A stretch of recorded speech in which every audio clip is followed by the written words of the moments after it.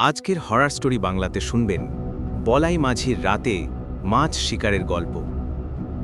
ময়মনসিংহ শহর থেকে সামান্য দূরত্বে ব্রহ্মপুত্র নদের বাঁকে শিমুলতলি গ্রাম। এই গ্রামের জীবন আবর্তিত হয় নদীর জলকে কেন্দ্র করে। গ্রামবাসীর একমাত্র ভরসা ব্রহ্মপুত্র, আর সেই ভরসার প্রতীক হল গ্রামের শ্রেষ্ঠ মৎস্যজীবী বলাই মাঝি।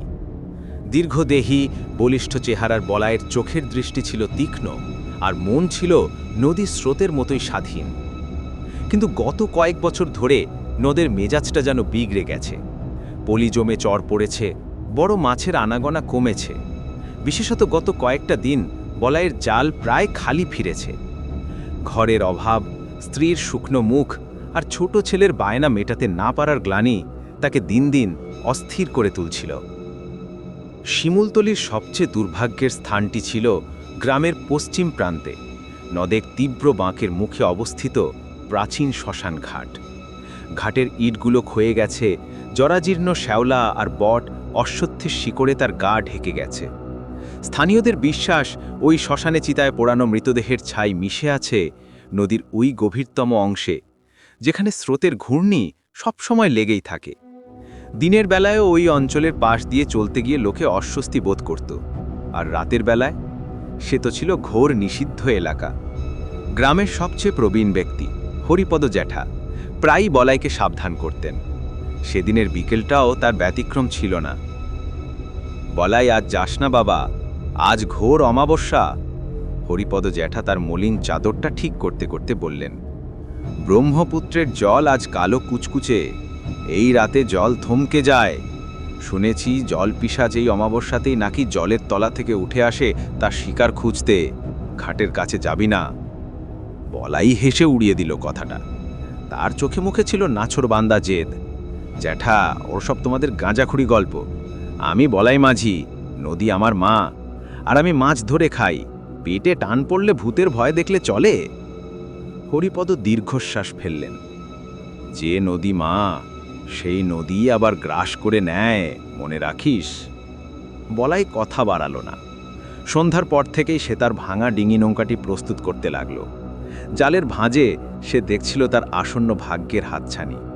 সে শুনেছে অমাবস্যার রাতে মাছেরা নাকি দল বেঁধে গভীর জলে আসে। শ্মশান ঘাটের ওই গভীর ঘূর্ণি, সেটাই এখন তার একমাত্র আশা। রাত তখন গভীর। শিমুলতলি গ্রাম নিস্তব্ধ। শুধু ঝিঁঝিদের একটানা ডাক আর শিয়ালের হাঁক শোনা যায় দূর থেকে। আকাশে চাঁদ নেই, একটিও তারা নেই। কৃষ্ণপক্ষের অমাবস্যার রাত এমন অন্ধকার যে মনে হচ্ছিল প্রকৃতির সমস্ত আলো যেন কেউ চুরি করে নিয়েছে। বলাইয়ের হারিকেনের ম্লান আলোয় চারপাশটা আরও বেশি ভৌতিক লাগছিল। বলাই তার ছোট ডিঙি ভাসালো ব্রহ্মপুত্রের জলে। বৈঠা বেয়ে এসে এগিয়ে চলল পশ্চিমের শ্মশান ঘাটের দিকে। নদীর জল স্পর্শ করলে তার মনে হতো যেন বরফের মতো ঠান্ডা একটা হাত তাকে জড়িয়ে ধরছে। মাঝ নদীতে পৌঁছানোর পর সে একটা অদ্ভুত শান্তি বোধ করল, যেন সে তার চেনা পরিবেশের গভীরে প্রবেশ করেছে। কিন্তু সেই শান্তি বেশিক্ষণ স্থায়ী হল না। নদীর জল হঠাৎ করেই যেন থমকে গেল। স্রোত আছে, কিন্তু তার শব্দ নেই। চারিদিকে এমন পিনপতন নীরবতা যে নিজের হৃৎপিণ্ডের ধুকপুক শব্দ স্পষ্ট শোনা যাচ্ছিল। বলাইয়ের অভিজ্ঞ মন তাকে সতর্ক করল, এই নীরবতা শুভ নয়। এক সময় সে তার অভীষ্ট স্থানে পৌঁছাল, শ্মশান ঘাটের কাছে, যেখানে ব্রহ্মপুত্র সবচেয়ে গভীর। ঘাটের ঠিক ওপরে একটি পুরনো শিমুল গাছ দাঁড়িয়ে আছে, যার ডালপালাগুলো নুয়ে পড়েছে জলের উপর। বলাই সেখানে নৌকা থামালো। নিচু হয়ে চারপাশটা দেখতে গিয়ে সে চমকে উঠল। ঘাটের একপাশে, যেখানে সদ্য দাহ করা কোনো মৃতদেহের ছাই এখনো পড়ে থাকার কথা, সেখানে একটা ক্ষীণ নীলছে আলো নিভু নিভু করছে। আলোটা জ্বলছে না, ভাসছে, যেন কোনো জোনাকির ঝাঁক নয়, বরং জলের তলা থেকে উঠে আসা একটা শীতল শিখা। বলাই জানে ওটা মানুষের চিতা নয়, ওটা অন্য কিছুর আলো। সে দ্রুত নিজেকে সামলে নিল। ভয় পেলে চলবে না, সে ফিসফিস করে নিজেকে বলল। সে একটার পর একটা জাল ফেলল সেই গভীরতম অংশে। প্রথমবার জাল তুলে দেখল এক মুঠো কাদা আর কয়েকটি বিচ্ছিরি দর্শন কালো রঙের মাছ। দ্বিতীয়বার, তৃতীয়বার একই অবস্থা। হঠাৎ নদীর জল তোলপাড় করে একটা গভীর করুণ সুর ভেসে এলো, অনেকটা মানুষের কান্নার মতো, কিন্তু তাতে জলের ভেজা একটা ঘড়ঘড়ে আওয়াজ মেশানো। সুরটা যেন জলের নিচ থেকে ভেসে আসছে, সরাসরি বলাইয়ের কানে আঘাত করছে। সে আতঙ্কে চারপাশে তাকায়। কে কে ওখানে? তার গলা দিয়ে স্বর বেরোলো না, উত্তর এলো না, কিন্তু জলের নিচে যে কেউ একজন আছে এ বিষয়ে তার কোনো সন্দেহ রইল না। বলাইয়ের শরীর ঘামে ভিজে উঠল। এবার সে শেষ চেষ্টা হিসেবে তার সবচেয়ে বড় জালটি ঠেলল ঠিক শ্মশান ঘাটের নিচে, যেখানে ঘূর্ণি সবচেয়ে তীব্র। সে প্রার্থনা করল, মা ব্রহ্মপুত্র, আজ মুখ রেখো, আর কিছু না হোক এই রাতের অন্ধকারটুকু পার করে দিও। সে জাল টেনে ধরার জন্য অপেক্ষা করতে লাগল। মুহূর্তের মধ্যে তার হাতে একটা প্রচণ্ড টান পড়ল। সে মনে মনে ভাবল, এ নিশ্চয়ই বিশাল কোনো কাতল বা রুই। এই টানেই তার সমস্ত পরিশ্রমের দাম উঠে যাবে। কিন্তু টানটা স্বাভাবিকের চেয়ে অনেক বেশি তীব্র এবং অস্বাভাবিক ছিল। মাছের টানের মতো দ্রুত ঝাঁকুনি নয়, বরং একটা স্থির ভয়ঙ্কর আকর্ষণ, যেন জলের ভেতরের কোনো দৈত্য তাকে ধরে টানছে। বলাই সর্বশক্তি দিয়ে জাল টেনে ধরল। তার শরীরের সমস্ত শক্তি দিয়ে যখন সে জালটাকে জল থেকে উপরে তুলল, তখন এক বীভৎস দৃশ্য তার চোখের সামনে ভেসে উঠল। জালে মাছের বদলে যা ছিল তা দেখে বলাইয়ের সারা শরীরে যেন বিদ্যুতের স্রোত বয়ে গেল। জালের মধ্যে একটা মানুষের মতো আকৃতি, কিন্তু সেটা মানুষ নয়। লম্বা শ্যাওলা ঢাকা ভেজা চুল, চোখ দুটো স্বাভাবিকের চেয়ে অনেক বড়, কালো এবং ফ্যাকাশে। তার চামড়া ছিল অস্বাভাবিকভাবে সাদা, যেন বহু যুগ ধরে সে জলের তলায় রুদ্ধ ছিল। শরীরে দাহ করার আগুনে পোড়া কিছু কালো দাগ। এটাই সেই লোককথার জলপিচাস। পিচাসটা প্রথমে নিশ্চুপ ছিল, এরপর ধীরে ধীরে তার মুখটা প্রসারিত হলো, যেন জলে ডুবে থাকা কোনো পচা লাশ হাসছে। সেই হাসি ছিল দাতাল এবং বিভৎস। তার মুখ দিয়ে বেরোলো জলের ঘড়ঘড়ে একটা শব্দ, যা কোনো মানুষের ভাষা নয়। পেয়েছি তোকে বলাই মাঝি, কতদিন ধরে অপেক্ষা করছি।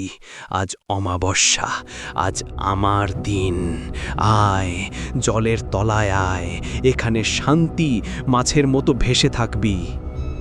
বলাই আতঙ্কিত হয়ে বৈঠাটা দিয়ে পিচাসের দিকে আঘাত করার চেষ্টা করল, কিন্তু পিচাস তার চেয়েও দ্রুত ছিল। এক মুহূর্তে সেটা জালের ফাঁস থেকে বেরিয়ে জলের ওপরে উঠে এলো। তার হাত দুটো লম্বা হয়ে গেল এবং বরফের মতো ঠান্ডা পিছিল হাত দিয়ে সে বলাইয়ের নৌকা ধরে টানতে শুরু করল। নৌকাটা কাঁধ হয়ে গেল। বলাইয়ের তার শরীরের ভারসাম্য রক্ষা করতে পারছিল না। পিচাসের চোখ দুটো তখন জলজল করছে সেই নীলচে অমাবস্যার আলোয়। এখান থেকে কেউ ফেরে না বলাই। শ্মশানের ঘাট তার প্রাপ্য নেয়। আমি তোর রক্ত নেব, তোর জীবন নেব। পিচাস এবার তার আরেকটা হাত দিয়ে জলের নিচ থেকে বলাইয়ের ডান পা টেনে ধরল। সেই স্পর্শ ছিল হাড় কাঁপানো ঠান্ডা। বলাই অনুভব করল তার পা যেন অবশ হয়ে আসছে। মৃত্যুকে সামনে দেখে বলাইয়ের সমস্ত ভয় যেন এক মুহূর্তে জেদে পরিণত হলো। সে জানত এই মুহূর্তে যদি সে ভয় পেয়ে যায়, তাহলে ব্রহ্মপুত্রের অতল তাকে গ্রাস করবে। তার মনে পড়ল হরিপদ জ্যাঠার কথা, তার স্ত্রীর মুখ আর ছেলের কান্না। বলাইয়ের কোমরে সবসময় একটা পুরানো মোর্চে ধরা লোহার ছুরি থাকত, নৌকা আর জাল কাটার জন্য। সে এক হ্যাঁচকা টানে ছুরিটা বের করে আনল। জলপিচাস তার শরীর দিয়ে নৌকাটাকে আরও জোরে পেঁচিয়ে ধরছিল। বলাইয়ের আর কোনো পথ ছিল না। সে কাঁপা কাঁপা হাতে সজোরে ছুরিটা চালালো পিচাসের হাতের ওপর, যেখানে তার আঁকড়ানো ছিল বলাইয়ের পা। ছুরির লোহার স্পর্শে জলপিচাস একটা বিকট চিৎকার করে উঠল। সেই চিৎকারে ব্রহ্মপুত্রের জল যেন কেঁপে উঠল এবং তার শরীর থেকে একটা তীব্র দুর্গন্ধ ছড়ালো, পুড়ে যাওয়া কাঠ আর পচা মাছের মিশ্রণ। সেই শব্দে শিমুলতলির দূরবর্তী কুকুরগুলো চিৎকার করে উঠল। পিচাসের হাত কেটে যায়নি, কিন্তু লোহা আর ধারালো ব্লেডের আঘাত তার বিভৎস শক্তিকে যেন মুহূর্তের জন্য স্তব্ধ করে দিল। তার হাতটা শিথিল হয়ে গেল। সেই মুহূর্তটুকুই যথেষ্ট ছিল বলাইয়ের জন্য। সে দ্রুত তার বৈঠাটা হাতে নিয়ে প্রচণ্ড জোরে পিচাসের মুখে আঘাত করল। জলপিচাসের ফ্যাকাশে মুখটা ছিন্ন ভিন্ন হয়ে গেল। তার দেহটা দ্রুত জলের তলায় তলিয়ে গেল, তবে যাওয়ার আগে সে একটা শেষ প্রতিজ্ঞার মতো শব্দ করে গেল, ফিরে আসব আর এক অমাবস্যায়। নদীর জল আবারও তোলপাড় হলো, কিন্তু এবার বলাইয়ের দিকে নয়, সেটা ছিল পিচাসের তলিয়ে যাওয়ার শব্দ। বলাই আর এক মুহূর্ত অপেক্ষা করল না। জাল, মাছ সব কিছু ফেলে সে প্রাণপণে বৈঠা মারতে শুরু করল তার একমাত্র লক্ষ্য তীর। অন্ধকারের বুক চিরে সে এগিয়ে চলল আলোর দিকে। যখন পূব আকাশে হালকা কমলা রঙের আভা দেখা দিয়েছে, তখন বলাই মাঝি শিমুলতলির তীরে এসে পৌঁছেছে।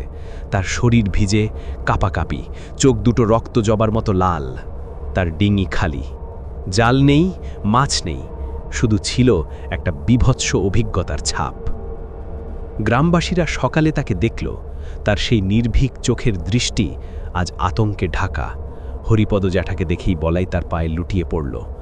আমি দেখেছি জ্যাঠা, ব্রহ্মপুত্র আজ তার শিকার খুঁজছিল, জলপিচাস।